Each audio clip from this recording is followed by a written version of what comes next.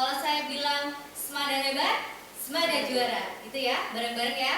Oke, Semada hebat, Semada juara. Ya, lagi kurang semangat. Satu kali lagi, Semada hebat, Semada juara. Oke, terima kasih Bapak Ibu.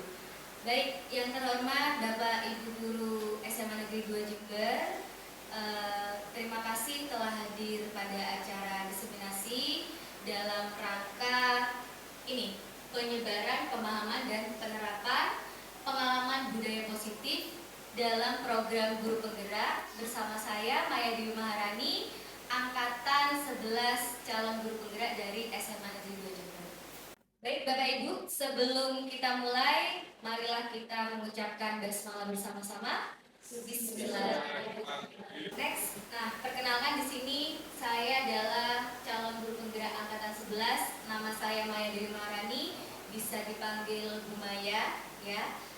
Bisa dilanjut. Konsep yang akan saya paparkan pada pagi hari ini yaitu pertama yaitu tentang perubahan paradigma belajar, yang kedua disiplin positif, nilai-nilai kebajikan, kebutuhan dasar manusia, motivasi perilaku manusia, posisi kontrol guru, keyakinan kelas, dan segitiga restitusi. Nah, Bapak Ibu, sebenarnya konsep inti budaya positif ini merupakan modul pada program Guru Penggerak, yaitu modul 1.4 ya, di mana saya juga meskipun saya sudah lama di sini, cuma saya baru paham betapa pentingnya budaya positif dalam dunia pendidikan ya, terutama dalam membentuk karakter peserta didik ya, sesuai dengan keyakinan Ki Hajar Dewantara ya, yaitu ingin membuat budaya positif dengan profil pelajar Pancasilanya ya. Oke, saya rasa Bapak Ibu di sini juga sudah sedikit tahu tentang filosofis Ki Hajar Dewantara. Nah, pembelajaran dengan paradigma baru. Nah, sekarang saya ingin bertanya di sini, Bapak Ibu guru tahu tidak bedanya pembelajaran dengan student center atau teacher center? Apa perbedaannya dari pembelajaran student center atau teacher center? Mungkin ada yang bisa mengeluarkan pendapatnya tentang pengertiannya apa teacher center. Monggo bisa menjelaskan Bapak Angga mungkin. Kalau misalnya, terima kasih. Untuk pembelajaran teacher center itu bagaimana pembelajaran itu berpusat pada guru. Jadi guru akan lebih aktif di kelas daripada siswanya. Sedangkan student center learning itu bagaimana sih kita untuk bisa membuat siswa kita yang aktif di kelas bukan guru. Baik, saya sangat setuju dengan pendapat Bapak Angga bahwa kita sebagai guru di era Gen Z ini ya, kita harus selalu mengupdate diri bagaimana pembelajaran keras itu berlangsung dengan kita sudah tidak menerapkan teacher center ya, kita harus berpihak kepada murid, yaitu menggunakan pembelajaran berdiferensiasi. Seperti pembelajaran dengan paradigma baru ini merupakan pembelajaran yang dirancang berdasarkan prinsip pembelajaran berdiferensiasi, sehingga para peserta didik belajar sesuai dengan kebutuhan berdasarkan tahap perkembangan sesuai teori psikologis modern untuk mewujudkan profil pelajar Pancasila.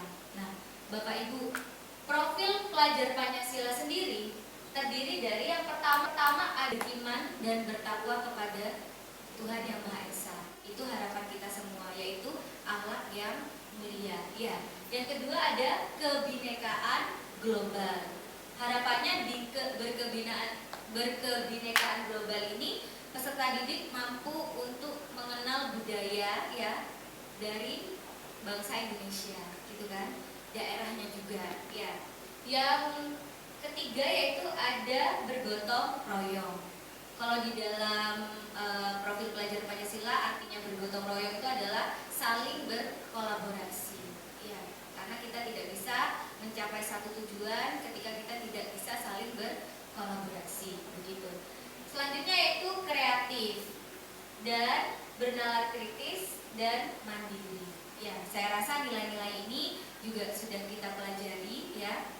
Dan saya rasa guru-guru yang muda-muda ini juga pastinya nanti bisa menerapkan profil pelajar Pancasila ke depannya dengan sangat lancar dan sukses gitu ya. Oke, lanjut. Nah, di sini mengubah paradigma stimulus respon ke pendekatan teori kontrol. Nah, mungkin dulu namanya stimulus respon ya Bapak Ibu. Sekarang sudah ada perubahan ya. Di sini perubahannya namanya teori kontrol. Ya, kalau dulu stimulus respon itu mungkin realitas atau kebutuhan kita tuh sama, ya. Tapi ternyata di teori kontrol realitasnya kebutuhan kita itu berbeda, begitu ya. Rasanya kan dulu ketika ada pembelajaran itu, ya anak-anak harus bisa semua, misalnya matematika harus bisa, ya. Padahal kebutuhannya anak-anak kan juga beda. Kita harus menyadari itu. Makanya saya kadang kalau ke anak-anak itu bilangnya begini, kamu misalnya tidak bisa matematika, saya tidak akan marah, tapi tunjukkan apa yang kamu bisa. Minimal setiap hari coba kamu introspeksi diri, apa sebenarnya materi yang paling kamu suka. Ya rata-rata sih anak-anak kalau cerita, saya sukanya olahraga Bu, ya. Saya sukanya apa? Agama, kesenian, PPKN. Itu rasanya yang menurut mereka itu pembelajaran yang mudah. Tapi kalau saya buka lagi cara berpikirnya anak-anak, oke, kamu suka PPKN, olahraga yang mungkin tidak terlalu mikir. Tapi kalau saya buka realitanya ke anak-anak, nih coba nilai PPKN itu berapa sih sebenarnya? Ya ternyata masih lebih bagus matematika, ya kan? Terus berapa sih nilai keseniannya? Karena realitanya ketika ujian anak-anak lebih memilih belajar matematika daripada mungkin belajar bahasa daerah, gitu kan. Jadi itu sebenarnya yang harus kita buka ke anak-anak, sebenarnya kebutuhan kamu apa. Kalau kamu memang suka di olahraga, ya silakan, kamu profesional di situ, ya tunjukkan. Dan jangan menjadi karakter yang acuh tak acuh ya. Artinya ketika misalkan dia suka sama satu mapel pelajaran, ya jangan sampai pelajaran yang lain dia entengkan, gitu, dia rendahkan, gitu. Jadi itu. Yang kedua ada semua orang melihat hal yang sama di stimulus respon. Padahal di teori kontrolnya setiap orang memiliki gambaran yang berbeda, gitu. Kalau di pelajaran matematika sih satu soal itu tidak bisa untuk satu cara, ya. Jadi mungkin ada anak-anak yang mungkin ditambahkan dulu, atau misalnya pakai cara pemfaktoran atau cara polinomial, begitu kan, cara membaginya. Jadi bermacam-macam. Gambarannya kan beda ya, cara berpikirnya, cara bernalarnya, begitu. Jadi kita sebagai guru juga harus mampu jawaban-jawaban yang diutarakan sama anak-anak itu jangan semerta-merta langsung disalahkan. Kita tarik dulu analisisnya, nalar berpikirnya bagaimana, begitu. Lanjut, ada kita mencoba mengubah orang agar berpandangan sama dengan kita. Padahal kita itu harus berusaha memahami pandangan orang lain tentang dunia. Jadi sebenarnya dalam hidup itu nggak melulu tentang benar dan salah ya Bapak Ibu ya. Jadi jenengan juga di sini punya pendapat yang berbeda pun kita harus bisa saling menghargai, begitu. Ya. Lanjut, perilaku buruk dilihat sebagai suatu kesalahan. Padahal semua perilaku itu memiliki tujuan, ya.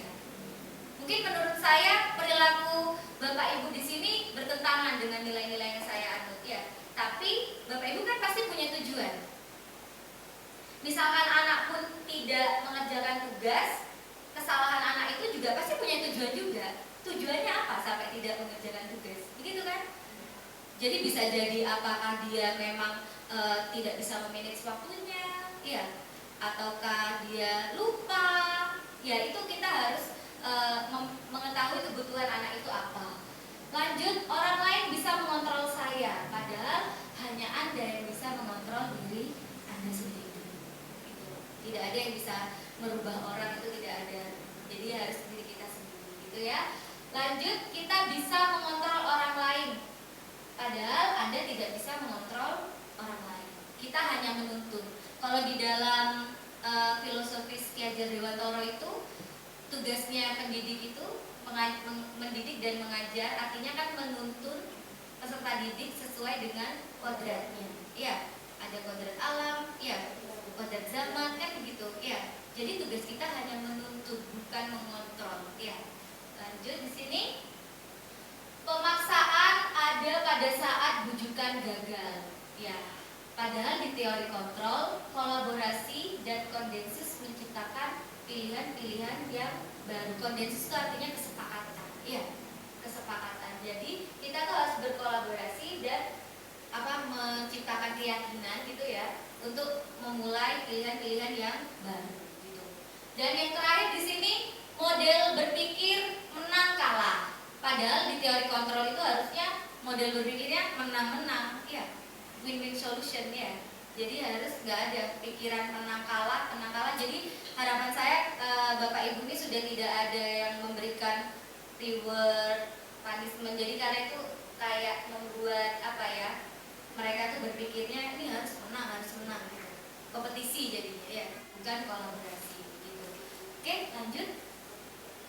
Nah, Bapak Ibu di sini ada yang namanya disiplin positif.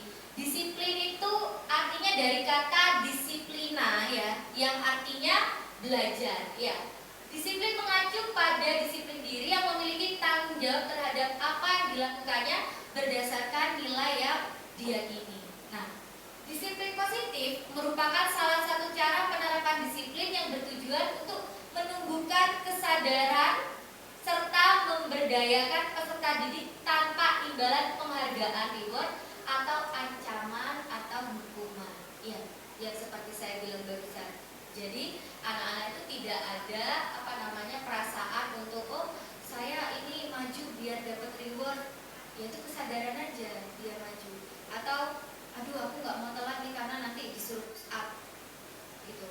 Jadi tidak ada yang merasa seperti itu. Nah, sebagai pendidik, tujuan kita adalah menciptakan peserta didik yang memiliki disiplin diri sehingga mereka berperilaku mengacu kepada nilai-nilai kebijakan dan memiliki motivasi intrinsik dalam merubah perilaku ke arah yang lebih baik. Oke, next ya untuk disiplin positif. Nah, di sini ada nilai-nilai kebajikan Bapak Ibu. Nilai-nilai kebajikan itu sebenarnya seperti norma-norma yang ada di masyarakat, ya, yang seperti kita tahu. Nah, nilai kebajikan itu disepakati bersama dan ini lepas dari suku bangsa, agama, bahasa maupun latar belakang. Jadi tidak ada kaitannya sama itu. Ya, di sini contoh-contoh nilai kebajikan itu, yang pertama ada profil pelajar Pancasila ya, yang tadi tentang bertakwa kepada Tuhan Yang Maha Esa, ya, berkebinekaan global, ya, terus gotong royong, mandiri, kreatif dan bernalar kritis. Nah, untuk yang ini IBO Primary Years Program ini kan ini universal ya, kebajikan, nilai kebajikan universal yang sudah kita sepakati, yaitu ada toleransi, rasa hormat, integrasi, mandiri dan lain sebagainya. Sebenarnya seperti ini nih banyak Bapak Ibu, bukan cuma yang di sini aja ya, nilai-nilai kebajikan itu. Nah, dan yang terakhir ada keterampilan hidup atau life skill, yaitu dapat dipercaya, lurus hati, pendengar yang aktif dan lain-lain. Itu adalah nilai-nilai kebajikan. Oke, next. Nah, kebutuhan dasar manusia. Nah, Bapak Ibu, kita sebagai guru itu tidak boleh menjudge anak karena perilakunya yang terlihat oleh mata kita salah. Ya, sebenarnya kita tuh harus mengetahui apa sih kebutuhan dasarnya. Apakah sudah terpenuhi semua kebutuhan dasar anak didik kita? Jadi kita tuh harus mengetahui dulu apa sih kebutuhan dasar manusia. Kebutuhan dasar manusia adalah segala sesuatu yang kita lakukan untuk mendapatkan apa yang kita inginkan. Seluruh tindakan yang kita lakukan memiliki tujuan tertentu dan semua usaha terbaik yang kita lakukan adalah dalam rangka agar kebutuhan dasar kita terpenuhi dengan baik. Jadi kalau ada anak-anak yang misalnya di kelas dia ramai ya, ngobrol sendiri, kita harus bisa menganalisis apa sih kebutuhannya anak itu yang kurang, dia berbuat hal seperti itu, begitu. Jadi kita nggak usah ayo diam gitu. Jadi ya kita ajak ngobrol dulu. Apa sih, kenapa sih kamu tadi kok begini ya, karena kita harus tahu kebutuhan dasar manusia ada apa aja. Ini di slide selanjutnya. Nah, ada 5 kebutuhan dasar manusia Bapak Ibu ya. Yang pertama, bertahan hidup. Jadi bertahan hidup itu apa aja sih contohnya? Seperti makanan ya, pakaian, tempat tinggal, keamanan, dan kesehatan.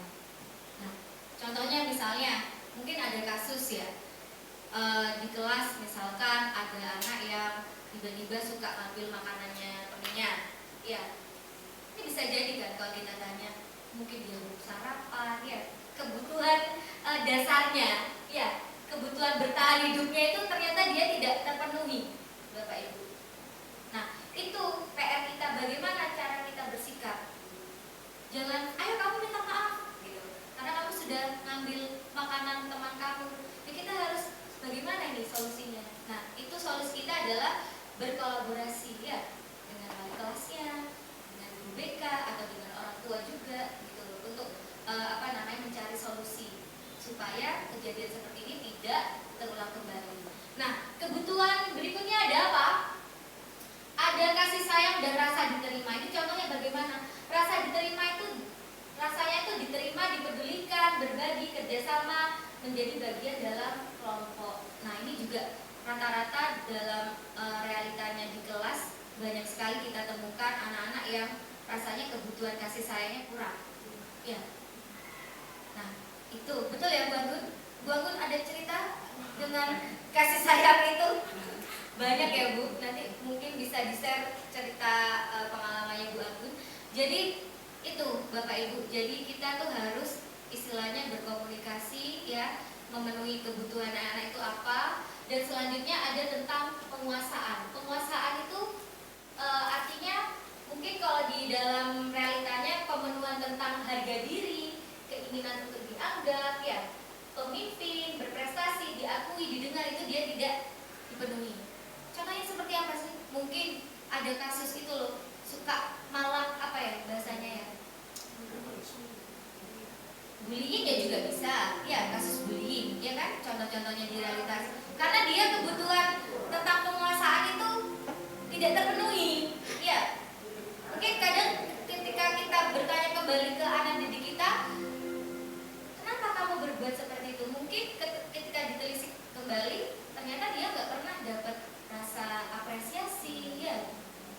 Jadi dia mungkin berlaga di sekolah begitu, sampai kebutuhan penguasaannya itu merasa terpenuhi.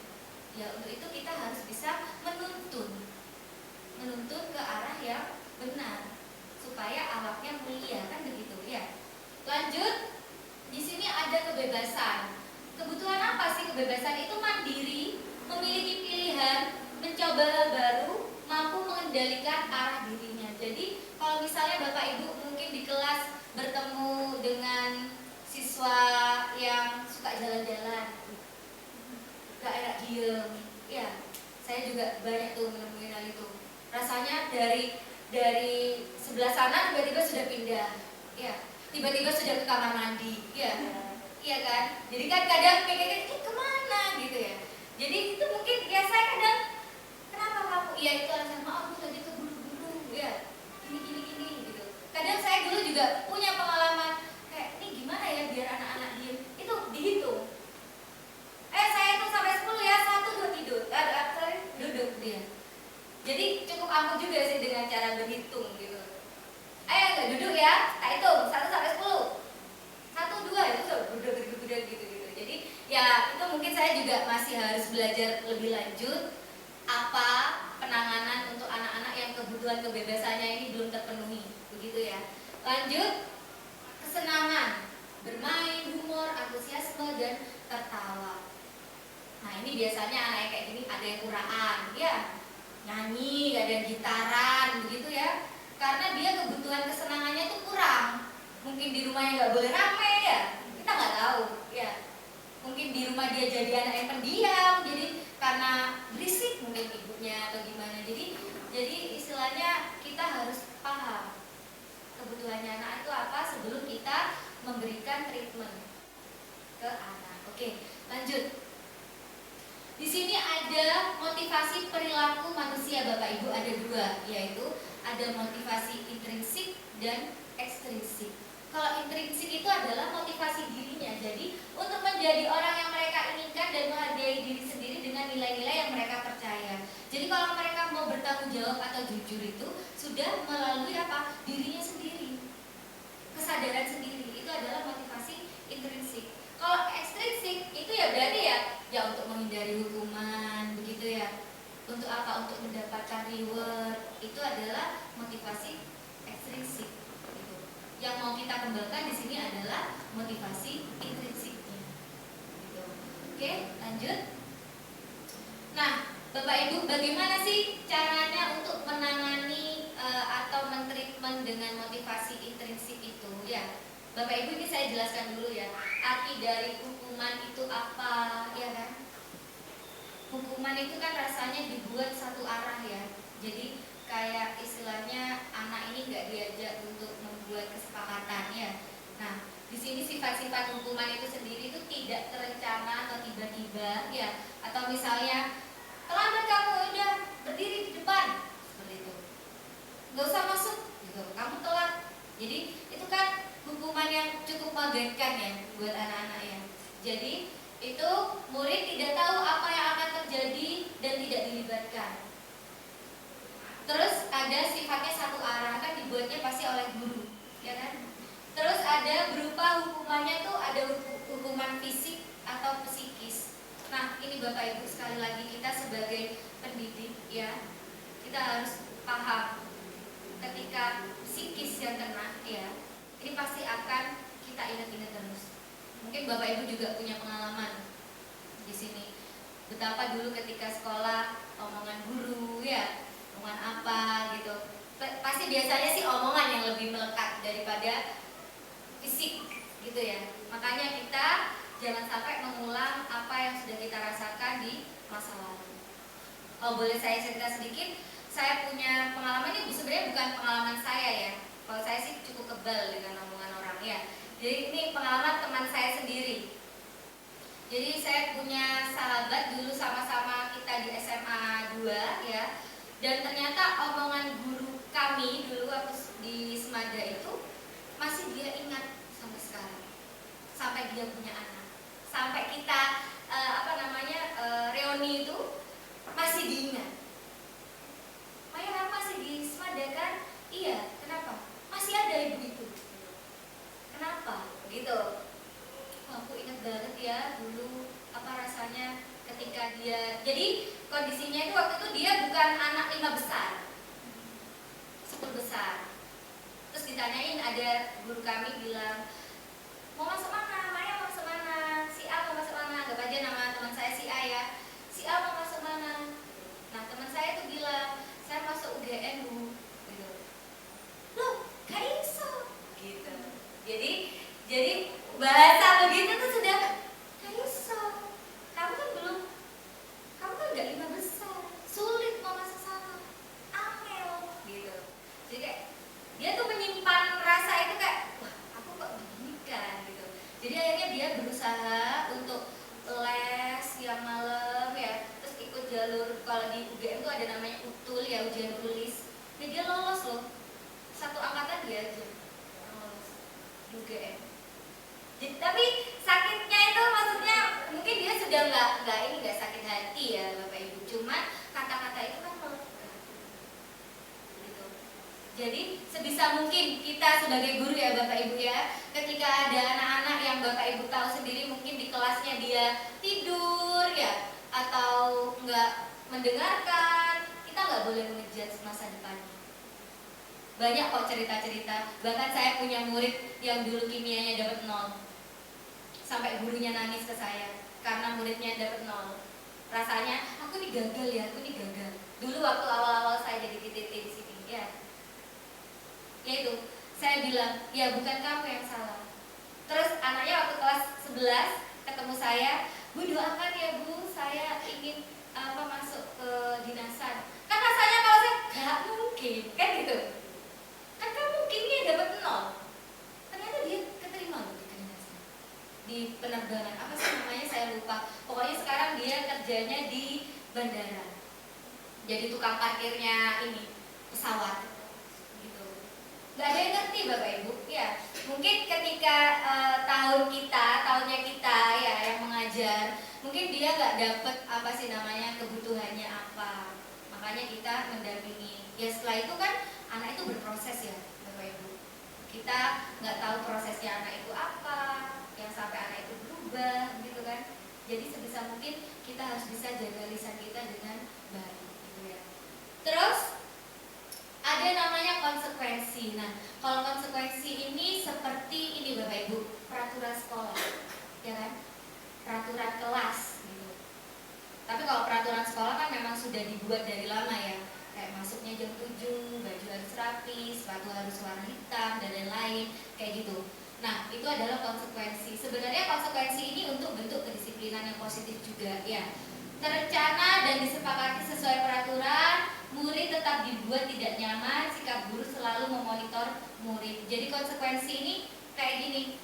Kamu tahu nggak konsekuensinya kalau telat bagaimana? Tahu Bu, misi poin gimana? Di siswa. Ya. Jadi tugasnya kita cuma tahu konsekuensi gitu kan. Nah, makanya kita sempurnakan dengan apa? Dengan restitusi gitu. Restitusi ini apa? Restitusi itu adalah penggabungan dari konsekuensi ya untuk apa? Proses menciptakan kondisi bagi murid untuk memperbaiki kesalahan. Ya, dan proses kolaboratif yang mengajarkan murid untuk mencari solusi sendiri. Jadi sebenarnya dalam restitusi ini anak-anak ini tahu kok apa sih konsekuensinya ya. Cuman dikuatkan untuk apa? Mereka mempunyai motivasi diri untuk berubah gitu. Kita adakan pendekatan. Nanti akan saya jelaskan lebih lanjut apa sih langkah-langkah restitusi itu ya. Sebenarnya Bapak Ibu, saya itu juga awalnya tuh dulu gini ya, pernah punya pikiran begini. Ini anak-anak kalau nggak dikerasin ini lempeng, ya.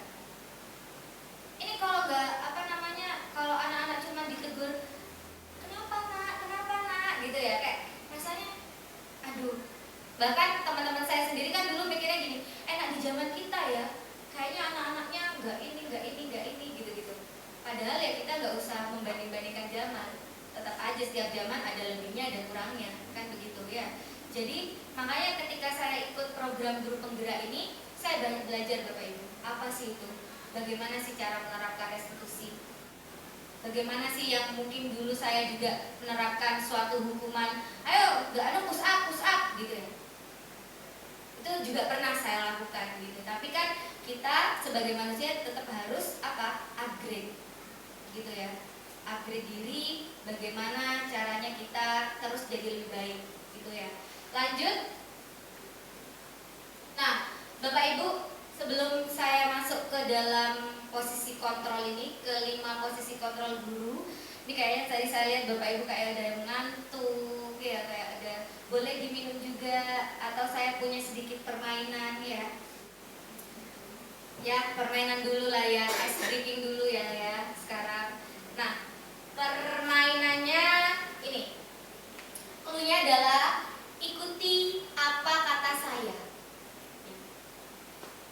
Ikuti apa kata saya. Mungkin ini ada yang ngerti semua nih kayaknya. Ngerti gitu. Ayo Bu Anggun, Pak Angga ikut juga ya. Ya, ikut juga. Ikuti apa kata saya. Ayam, itik. Berapa ayamnya? Bu Anggun? 5. Pak? 4. Salah. Coba. Bapak? 5. Ibu? 6. Salah. 4. Oke, saya ulang lagi ya.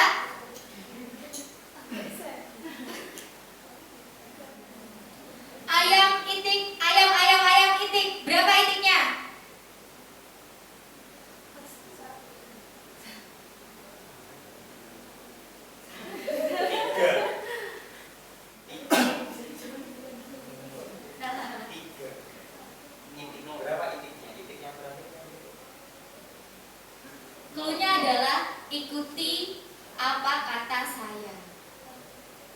Oke, ayo lagi.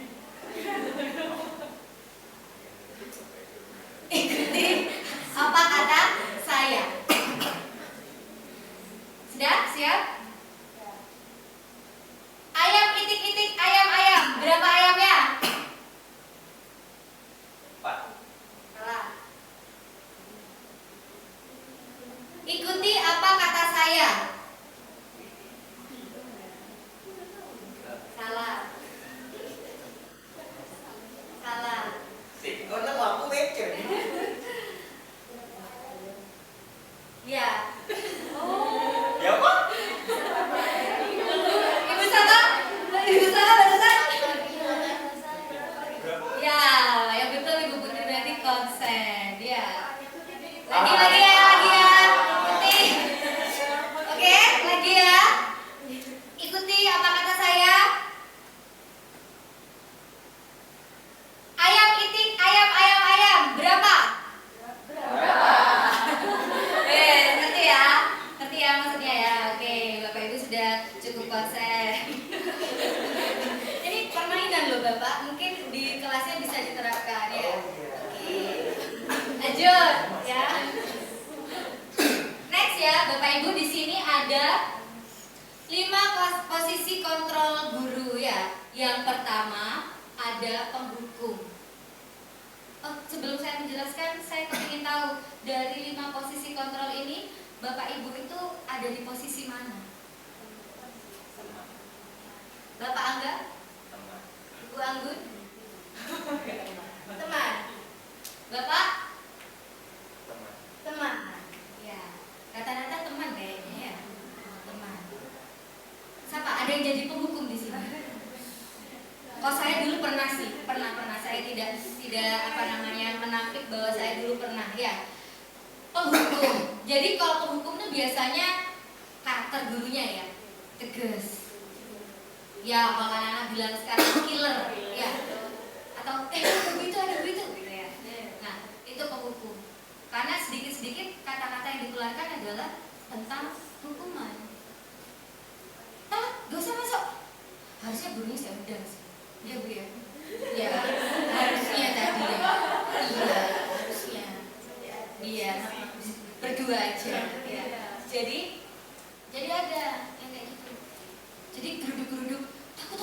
Kenapa? Yang nggak tahu takut. Anak-anak bilangnya. Ya.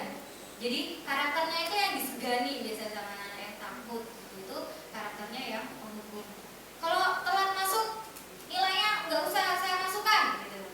Kamu nggak akan dapat nilai di bawah di atas KKM, saya gitu ya.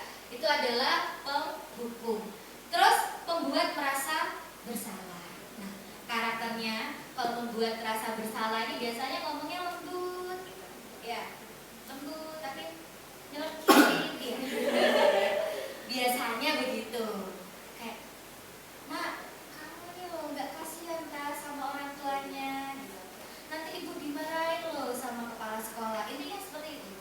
Selalu membuat merasa bersalah. Ya, itu juga tidak baik. Gitu. Kalau kayak gini terus orang tua aku gimana? Kasihan, berat.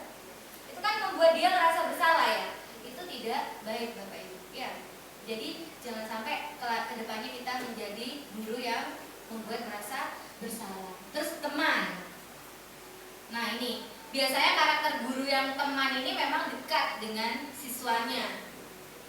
Tapi saya rasa ketika kita juga dekat, kita harus punya boundaries, ya, punya batasan. Batasannya adalah jangan sampai anak-anak manggil kita bro, ya, sis. Ya kalau kamu nggak apa-apa Pak Angga, ya, maksudnya, ya, oh, Bapak Humas ya. Jadi nggak boleh memberikan anak-anak itu akses untuk sampai kita ada setara dengan anak-anak. Ada positif dan negatifnya juga loh Bapak Ibu. Ketika kita menempatkan diri kita sebagai teman. Apa positifnya? Mungkin anak-anak selalu memperhatikan kita. Nah, negatifnya apa? Nanti nggak mau diajar guru lain. Iya kan? Nggak mau. Bukan Pak Angga, gitu kan. Jadi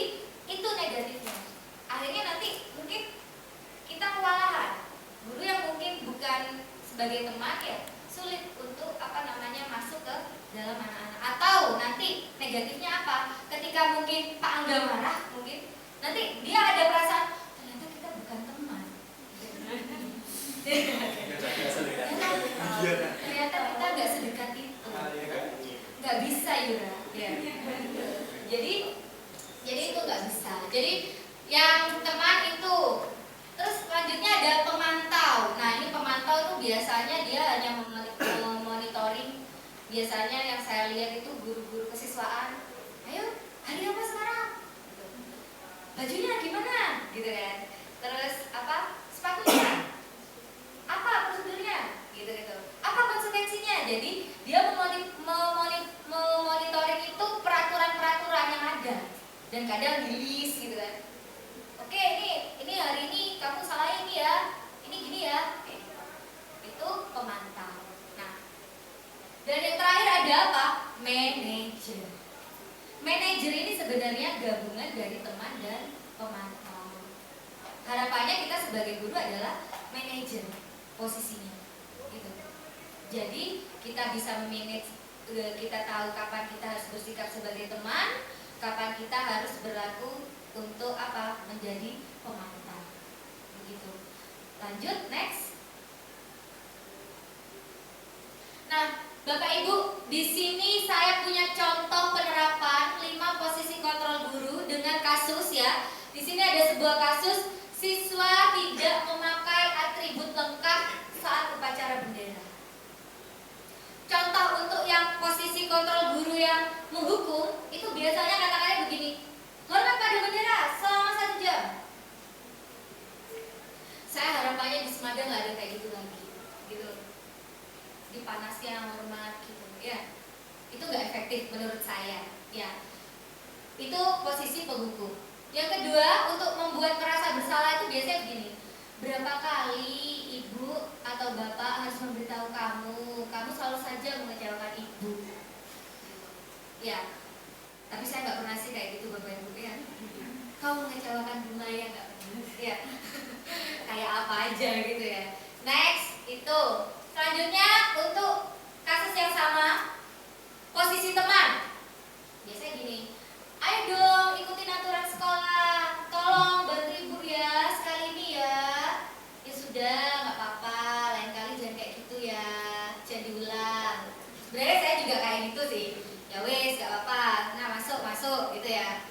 Terus besok jangan gitu lagi loh. Ya bu gitu kan. Ya itu teman. Itu ada ciri-cirinya ya bapak ibu. Terus ada yang pemantau. Nah ya ini mungkin yang saya lihat biasanya guru kesiswaan nih yang saya lihat. Sudah melanggar peraturan sekolah, kamu tahu konsekuensinya apa?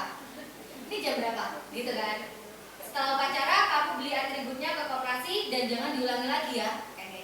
Kalau pemantau ya. Next, nah yang terakhir yaitu manajer ya. Biasanya di manajer nih kita bahasanya tuh sebenarnya juga bahasanya kayak teman ketika di posisi manajer.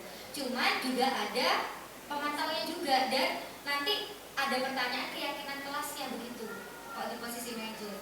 Yaitu apa kamu tahu kesalahannya? Iya, ibu tahu kamu salah. Kamu tahu nggak kesalahanmu apa? Gitu kan.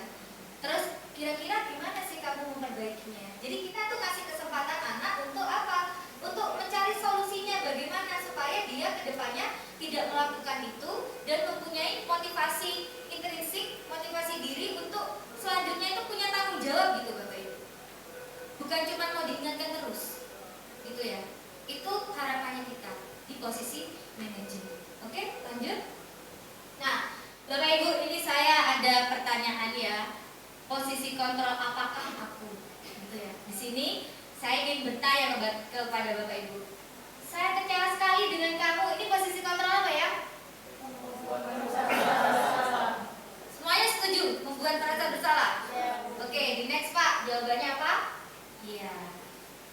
Yeay, tepuk tangan dulu buat kita ya. Ya.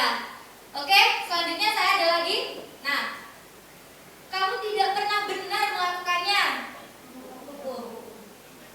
Ada yang lain mungkin? Apa? Ada yang teman, ada yang penghukum. Bu Anggun pemantau.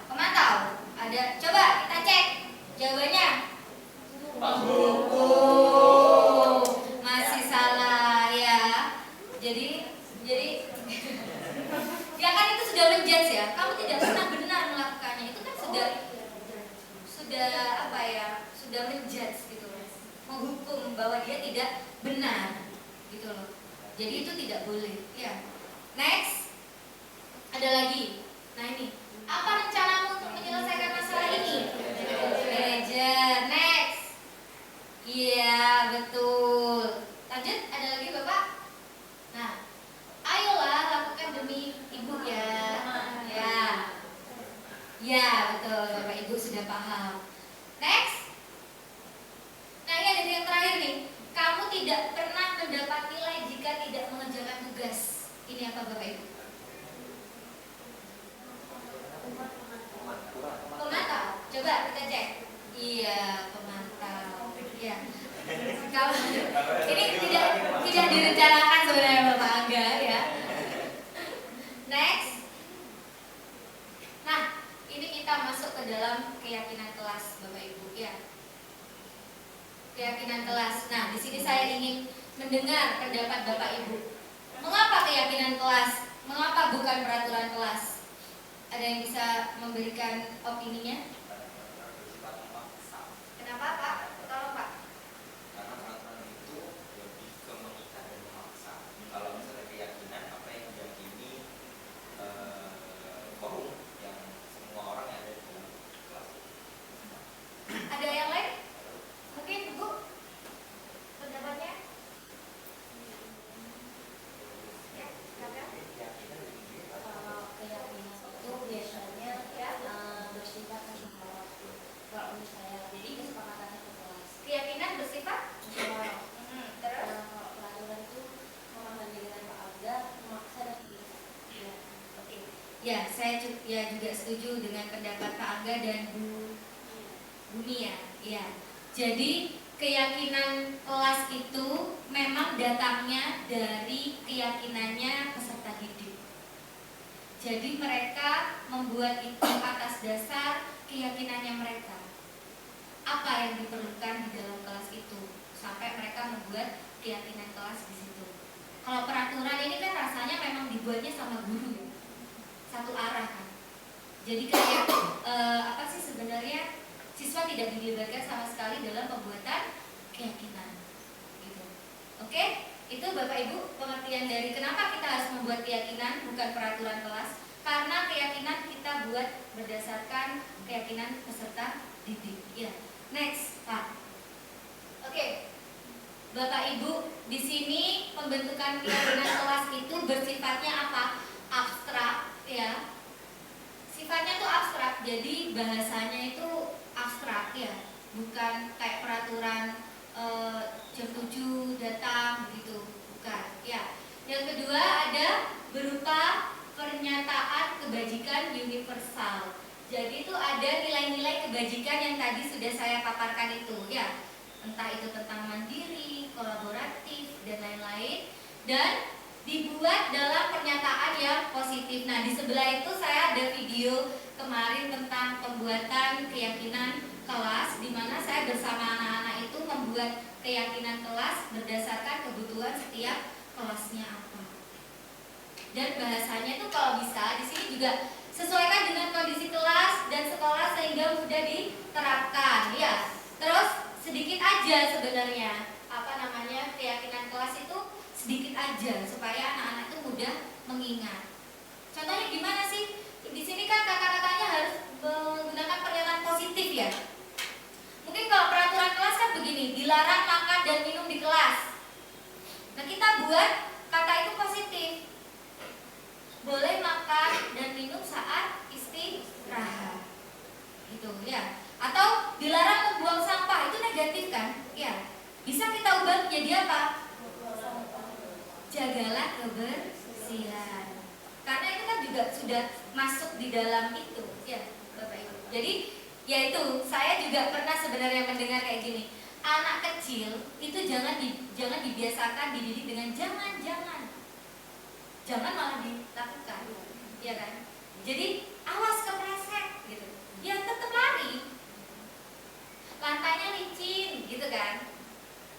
Lewatnya di pinggir kan begitu, ya. Jadi ya anaknya diarahkan jangan lewat jangan dibilang licin atau awas jatuh, dia tetap aja gitu loh. Karena dia tak akibatnya jatuh tuh nggak ngerti gitu loh. Tapi kalau kita arahkan, itu jalannya licin lewat sebelah kiri, ngerti ya? Ya otomatis gini, jangan tuh ternyata terus ya, bikin terus ya gitu. Apa namanya, kata-kata jangan, dilarang, itu kayaknya bikin kita nyuruh gitu ya. Ayo buang sampah, ayo kayak gitu. Sembarangan aja dibuangnya. Jadi tapi kalau jagalah kebersihan tuh kayaknya ya udah kelasnya harus bersih gitu. Ya kan? Langsung ke poinnya aja, apa? Kelasnya bersih gitu. Oke? Next, itu tentang keyakinan kelas. Saya harap Bapak Ibu di sini nanti ketika di awal pembelajaran bisa membuat keyakinan kelas. Kalau saya bilang ke anak-anak nanti keyakinan kelas ini bisa kita tiap awal pembelajaran itu saya minta satu kelas, satu anak perwakilan untuk membacakan apa sih keyakinan kelas supaya mereka terus ingat dan menjadikan motivasi intrinsik dalam diri mereka gitu loh. Jadi semoga budaya-budaya positif ini membawa hasil yang bagus kelak ya Bapak Ibu. Next. Nah, Bapak Ibu, ini yang tadi akan saya jelaskan yaitu mengenai segitiga restitusi. Ya. Tahapannya apa sih? Segitiga restitusi ini suatu proses dialog yang dijalankan oleh guru agar dapat menghasilkan murid yang mandiri dan bertanggung jawab. Ya. Di sini tahapnya ada menstabilkan identitas. Yang kedua yaitu ada validasi tindakan yang salah. Yang ketiga ada menanyakan keyakinan kelas. Seperti itu Bapak Ibu. Bisa dilanjut next. Nah, apa sih menstabilkan identitas itu? Menstabilkan identitas itu berdasarkan prinsipnya membuat kesalahan adalah bagian dari proses pembelajaran. Jadi kata-katanya tuh menstabilkan tuh biasanya seperti ini Bapak Ibu. Berbuat salah itu wajar nak, ya. Setiap manusia itu tidak ada yang sempurna. Itu kata-kata menstabilkan dulu, ya. Atau Bapak Ibu tidak mau mencari tahu siapa yang salah, tapi Ibu ingin mencari solusi dari permasalahan ini. Jadi distabilkan. Terus kamu juga berhak kok merasa begitu, ya. Misalkan dia marah sama temannya, iya kamu berhak kok marah. Ibu pun dulu ibu sebagai manusia juga berhak marah, gitu kan. Tapi ibu di sini ingin apa? Mencari solusi, ya. Gimana, gitu. Jadi itu proses menstabilkan identitas. Oke, lanjut. Di sini ada validasi tindakan yang salah. Berdasarkan prinsip setiap perilaku berupaya memenuhi suatu kebutuhan tertentu. Nah, validasi itu biasanya bagaimana sih? Kata-katanya seperti ini. Kamu pasti punya alasan kenapa kamu melakukan hal itu. Kalau boleh Ibu tahu apa alasannya, ngerti ya? Jadi kata-katanya seperti itu. Padahal kamu bisa melakukan hal yang lebih buruk dari ini loh. Maksudnya ini bukan sarkas ya Bapak Ibu ya. Sarkas saya kan kayak sarkas. Padahal kamu bisa melakukan hal yang lebih buruk dari ini, bukan. Maksudnya itu bukan sarkas, artinya ini kamu mending masih gitu loh. Yang lebih buruk ini kamu lebih jauh, maksudnya kamu kok mending melakukan hal yang buruk yang enggak lebih jauh dari ini gitu loh. Maksudnya perkataan itu seperti itu. Terus ada lagi, kamu patut bangga karena telah melindungi sesuatu yang penting buat kamu. Jadi mungkin alasan-alasan tertentunya apa. Jadi Bapak Ibu bisa menggunakan validasi sesuai dengan kasusnya ya, konteksnya. Ini hanya contoh aja. Kamu melakukannya karena mempertahankan sesuatu yang penting bagimu gitu. Jadi kayak itu divalidasi. Oh, misalnya anak-anak bilang gini, iya Bu, saya telat karena tadi saya bangun kesiangan. Oh iya, wajar, manusia itu juga pasti telat juga. Divalidasi hal-hal yang seperti itu gitu. Next. Yang terakhir adalah menanyakan keyakinan ya. Berdasarkan prinsip teori kontrol bahwa pada dasarnya kita termotivasi secara intrinsik. Bagaimana sih contohnya? Ya contohnya kita tanyakan, nah apa keyakinan kelas yang kamu yakini? Apakah sudah sesuai? Yang kamu lakukan ini sesuai belum dengan keyakinan kelas yang sudah kita buat, gitu ya? Coba ditanyakan, apa aja keyakinan kelasnya? Gitu. Kalau kemarin saya buat keyakinan kelas begini, kan anak-anak ada yang bilang tidak ada pembulian, bla bla bla, yang di kertas usah pakai sticky note begitu ya. Ketika membuat keyakinan kelas, tiap anak apa ditempel, terus nanti bantu untuk menyimpulkan gitu. Karena kan bahasanya anak-anak kadang agak ini ya, belum tertata ya. Jadi kayak kemarin menghargai guru saat pembelajaran atau gimana. Nah, itu saya langsung rangkum. Oke, ini kita masukkan yang tentang menghargai ini, saling menghargai dan menghormati guru dan teman, ngerti ya? Jadi itu sudah mencakup banyak, sopan santun masuk di situ ya, terus pembulian juga masuk di situ. Jadi anak-anak dikasih pengertian juga Bapak Ibu di awal pembelajaran itu apa karakternya, karena tugas kita sebagai pendidik bukan hanya di materi pembelajaran tapi pembentukan karakter ya. Next. Oke, Bapak Ibu, selanjutnya ini saya punya contoh tentang penerapan restitusi segitiga. Bisa dilihat di sini ada sebuah kasus ya.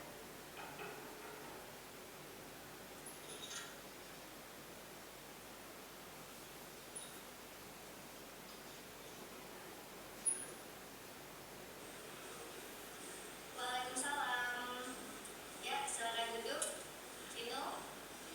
Ya. Vino, kamu baik-baik aja kan? Ini loh, tadi ibu tuh dapat laporan dari Memelo, guru bahasa Inggris ya. Katanya kamu bolos. Kenapa Vino? Kan ibu tahu Vino orangnya rajin.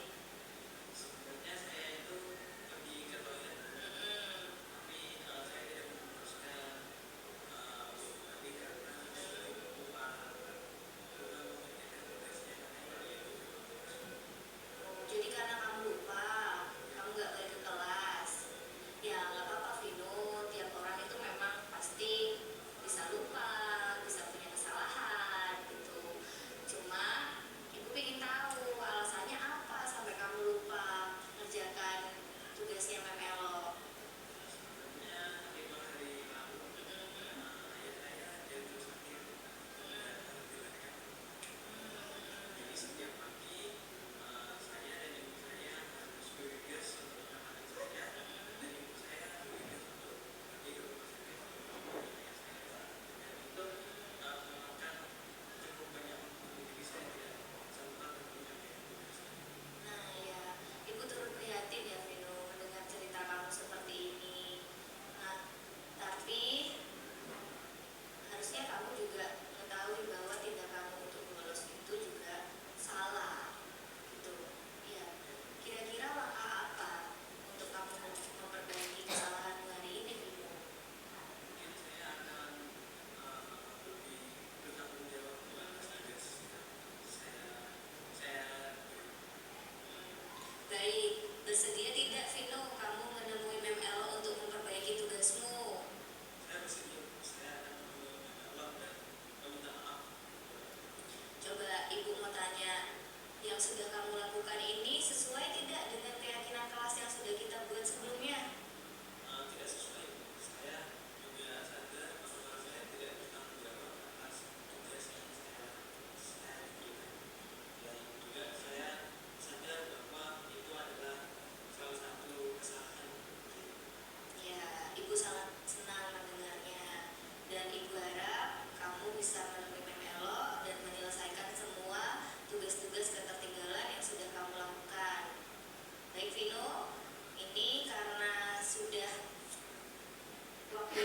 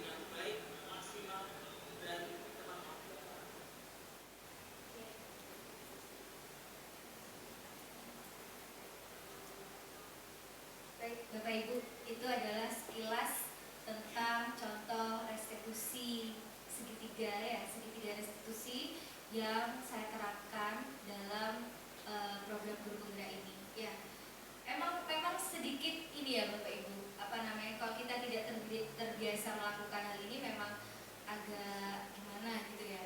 Tapi saya rasa kayak gini akan efektif ya. Saya juga punya harapan besar ketika segitiga restitusi ini bisa saya terapkan gitu. Saya berharap juga Bapak Ibu juga bisa menerapkan ini, ya dicoba gitu komunikasinya dengan anak-anak, meskipun yaitu kita harus menurunkan ego kita, jangan menjadi penghukum juga, menjudge gitu. Jadi harapannya adalah anak-anak ini motivasi intrinsiknya itu ada. Jadi kalau saya ini konsepnya begini guys, ketika kita tahu peraturan memakai helm SNI ya di jalan, sebenarnya Bapak Ibu nih pakai helm di jalan ini supaya apa? Yakin supaya selamat aja. Nah, ada kan? Iya. Ada kan orang-orang yang seperti itu ya, yang masih belum sadar motivasi intrinsiknya belum ada. Jadi dia masih memakai apa? Motivasi ekstrinsik ya. Apa? Takut ditilang.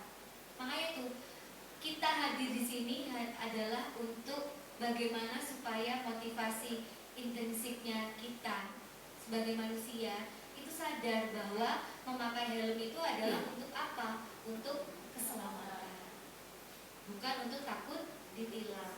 Jadi kalau misalkan ada anak, dulu saya sempat gini, punya pikiran gini, anak-anak kalau sekarang telat kok enak ya, tinggal disuruh masuk. Zaman saya dulu sekolah telat. Saya pernah Bapak Ibu di SMA itu, dulu telatnya saya bukan termasuk anak yang suka telat ya, tapi waktu itu sekalinya saya telat kelas 3 mau lulusan itu, dan saya tuh malu, pengen nangis karena saya nggak pernah telat. Apa dulu, nggak boleh langsung masuk kelas, terus langsung masuk di ini apa? Bukan kesiswaan, kalau dulu bukan di kesiswaan, langsung ke ruang masjid, disuruh apa? Disuruh nulis. Nah, terus ada dulu juga beberapa yang pakai rompi terlambat, terus nyapu gitu ya. Saya dulu pernah punya prinsip begitu. Ya anak zaman dulu, anak zaman sekarang harusnya begitu sih, kayak dulu, biar mereka punya pembiasaan untuk takut. Ternyata itu menimbulkan rasa takut.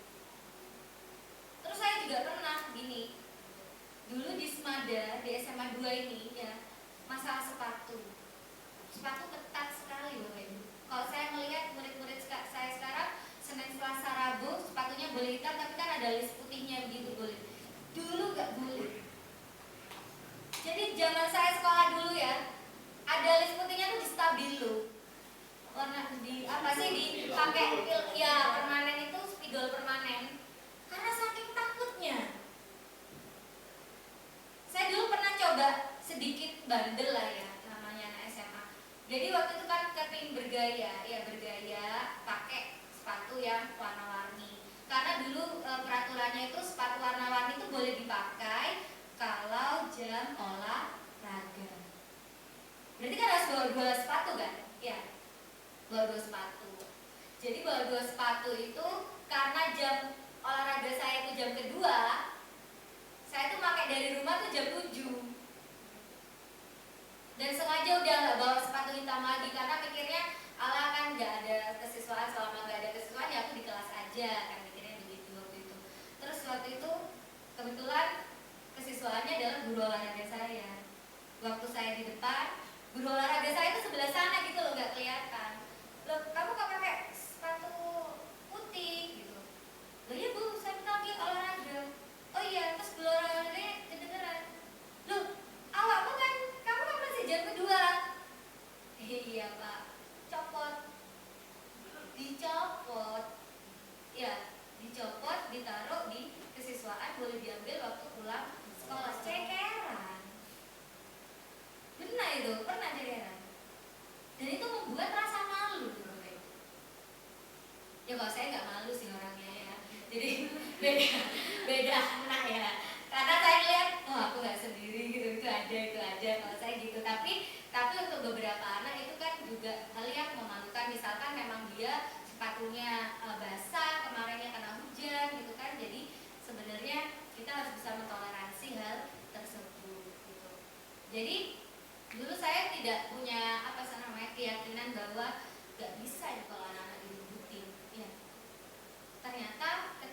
belajar di sini, saya harus bisa menumbuhkan motivasi intrinsik. Semakin saya dewasa, ternyata tanggung jawab itu mempengaruhi motivasi intrinsik itu tumbuh loh Bapak Ibu. Mungkin dulunya yang saya telat atau bagaimana ketika saya dikasih tanggung jawab, misalkan saya nantinya dikasih tanggung jawab ya kepala sekolah misalkan, ya saya memposisikan mempunyai motivasi intrinsik bagaimana seorang kepala sekolah itu kan begitu. Nah begitupun Bapak Ibu di sini ya. Nanti ketika sudah mempunyai tanggung jawab, saya berharap motivasi diri intrinsik itu sudah melekat ya, sehingga itu menjadi pembiasaan. Jadi pembiasaan itu ternyata bukan dari sikap-sikap menghukum. Dulu tuh salah ya ketika kita punya statement, ya anak-anak biar disiplin suruh push up karena biar dia pembiasaan, dia gak akan bla bla bla bla bla. Itu salah. Ternyata ya selama ini itu salah. Gitu. Jadi kita harus bisa berintrospeksi diri gitu ya. Oke, next. Ya, Bapak Ibu, kita masuk ke dalam penutup di sini ya. Di sini dalam penerapan program disiplin positif, hendaknya guru memiliki standar kepribadian profesional dan sosial yang baik, di mana guru mampu merefleksikan dirinya dalam posisi kontrol saat ini, bagaimana menjalankan dirinya sebagai among atau manajer yang menuntut murid-muridnya menjadi insan yang mandiri, merdeka, dan bertanggung jawab. Tuh.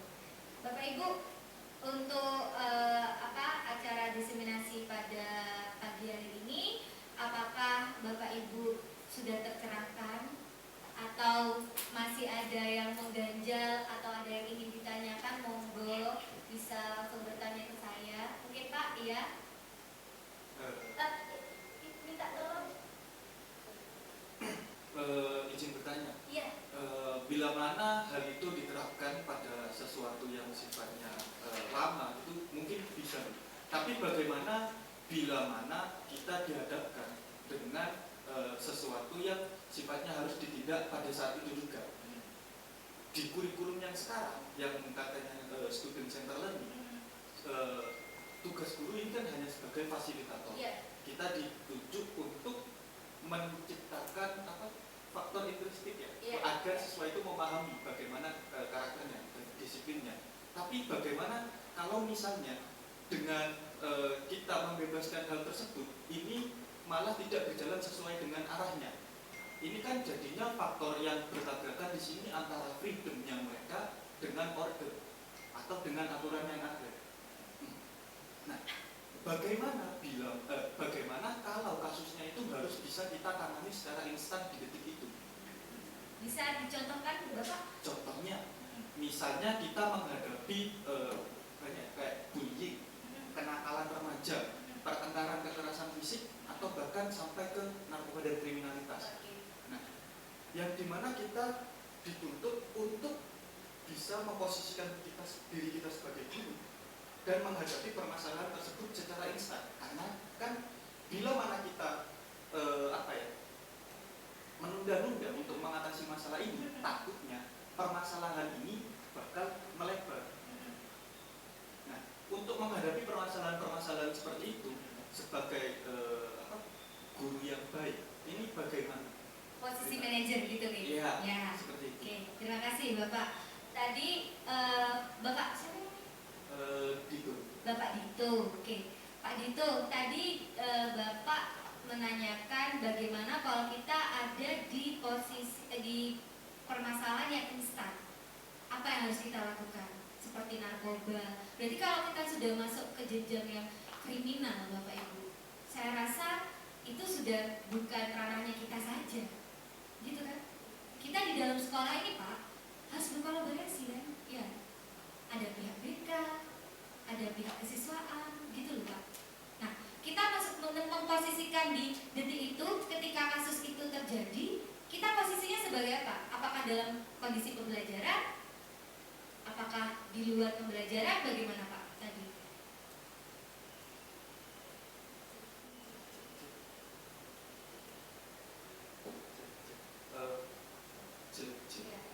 Misalnya saja dalam kelas itu, Iya. ketika sedang melakukan pembelajaran, ada sesuatu yang sebenarnya excited, seru, ada sesuatu yang didebatkan oleh para siswa-siswa, tapi arah dari perdebatan ini malah berujung pada konflik yang bisa kayak berujung kekerasan secara fisik, kayak sampai nggak terima atau semacamnya kan. Hal itu bisa saja terjadi. Iya. Nah, misalnya seperti itu saja. Iya, iya. Itu bagaimana? Oke, Bapak, bagus sekali pertanyaannya. Jadi begini Pak, kalau memang rata-rata ini kesalahan siswa itu memang terjadi secara spontan kok Bapak Ibu. Iya. Misalkan juga bukan hanya perdebatan atau anak-anak berkelahi, tapi anak-anak misalnya bully itu kan juga ada spontan ya Bapak Ibu. Nah, itu tindakan kita yang pertama bisa menjadi manajer ketika hal itu terjadi, kita panggil anaknya nanti atau keluar, ngerti ya? Bisa keluar dulu untuk kita berdiskusi ya. Jadi kalau spontan ya Bapak, jadi nggak perlu langsung di depan kelas atau ya kalau ini ceritanya adalah perkelahian ya, spontannya kita adalah apa? Iya, melerai dulu kan?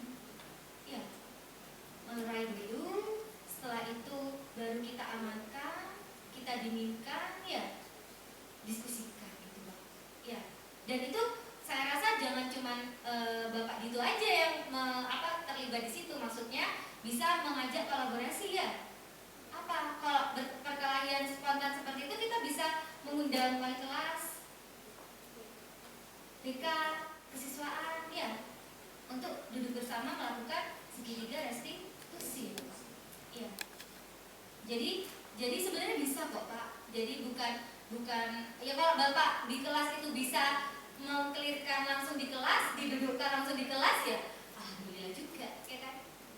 Jadi bukan berarti nggak bisa Pak, bukan ini untuk jangka panjang atau gimana, ya hal-hal yang spontan pun sebenarnya kita bisa lakukan. Tapi Pak, untuk yang masalah kriminal itu Pak, kita nggak bisa untuk sendirian memang Pak, ya kita punya keterbatasan juga ya sebagai guru, jadi kita harus saling berkolaborasi. Jadi adanya sekolah yang bagus itu karena kita saling berkolaborasi dengan seluruh warga sekolah, bukan hanya kepada rekan guru ya, murid dan karyawan itu juga kita bisa saling kolaborasi. Gitu. Bagus sekali Pak Dito. Mungkin ada lagi yang mau bertanya sebelum saya akhiri? Atau sudah masih kurang Pak Dito jawaban saya Pak? Sudah. Enggak apa-apa Pak, kalau ada yang kurang mungkin kita di sini belajar. Ada lagi mungkin Bapak Ibu? Ini jam 11:11. Oke, Bapak Ibu, sekian untuk hari ini. Sebelum saya akhiri, marilah kita mengucapkan hamdalah bersama-sama. Terima kasih Bapak Ibu. Semoga pemaparan pada pagi hari ini membawa manfaat untuk kita semua, untuk anak didik kita, untuk sekolah kita,